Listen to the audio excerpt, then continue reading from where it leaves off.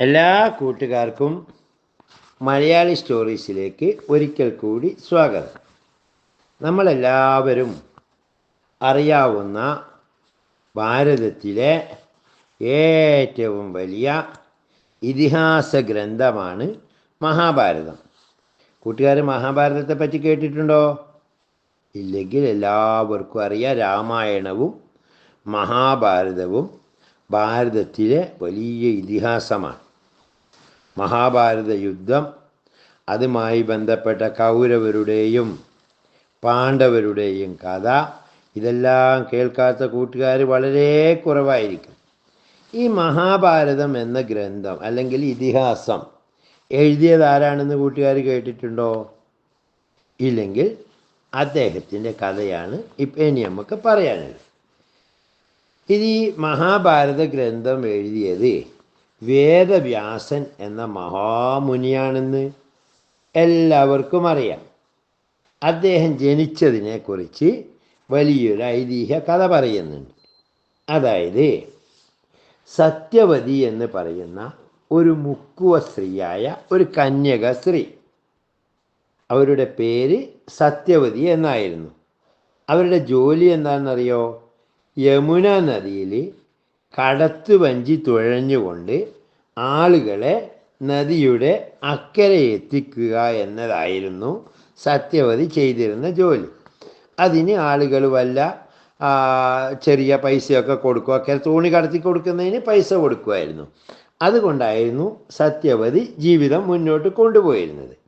ഒരു ദിവസം പരാശമുനി എന്ന് പറയുന്ന മഹാമുനി നദി കടക്കുവാനായി ഈ സത്യവതിയുടെ കടത്ത് വഞ്ചിയിൽ കയറി.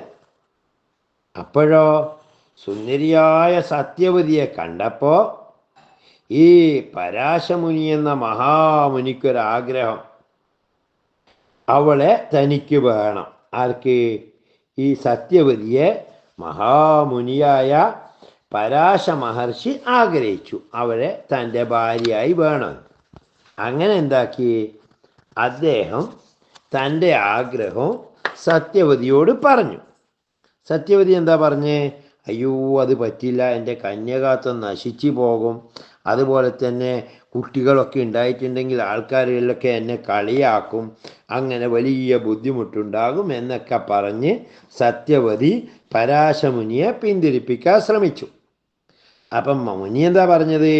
നിനക്കൊരാപത്തും വരാതെ ഞാൻ സൂക്ഷിച്ചു കൊള്ളും, മാത്രമല്ല നിന്റെ കന്യകാത്വം ഒരിക്കലും നശിച്ചു പോകാതിരിക്കാനുള്ള വരവും ഞാൻ തരാമെന്ന് പറഞ്ഞു. ആ വാക്കുകൾ വിശ്വസിച്ച സത്യവതി ആ വഞ്ചിയിൽ വെച്ച് തന്നെ മഹാമുനിയുടെ ആഗ്രഹങ്ങൾക്കെല്ലാം വഴങ്ങിക്കൊടുത്തു.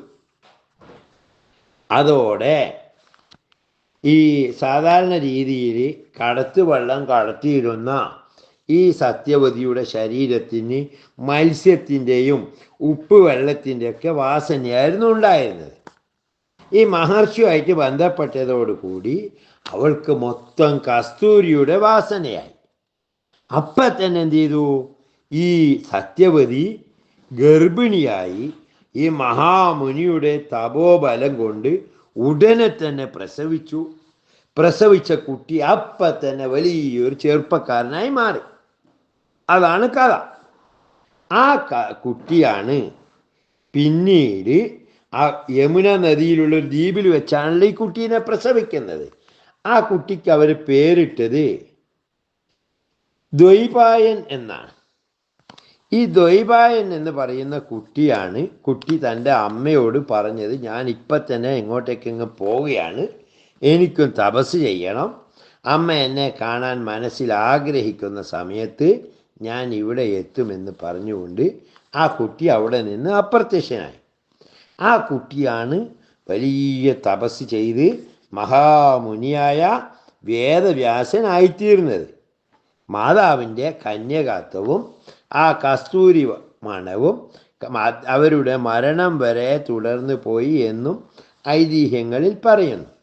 ഇതാണ് മഹാഭാരതം എന്ന ഇതിഹാസ ഗ്രന്ഥം നമുക്ക് സമ്മാനിച്ച വേദവ്യാസൻ എന്ന മഹാമുനിയുടെ കഥ. കൂട്ടുകാർക്ക് കഥ ഇഷ്ടപ്പെട്ടോ? എന്നാൽ ഒരു ലൈക്ക് ചെയ്യാൻ മറക്കരുത്. മറ്റൊരു വീഡിയോയിൽ വീണ്ടും കാണാം. അതുവരെ നന്ദി.